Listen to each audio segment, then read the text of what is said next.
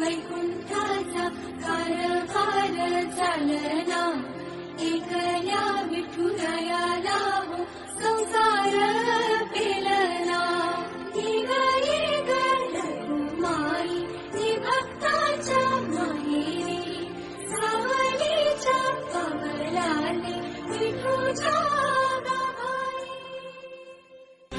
आसमंती ध्वजा वैष्णवांची उभी पंढरी आज नारावली. तुझे नाव ओठी तुझे रूप ध्यानी, जीवाला तुझी आस गाला घरी. जरी बाप साऱ्या जगाचा परी, तू आम्हाला करांची विठू माऊली.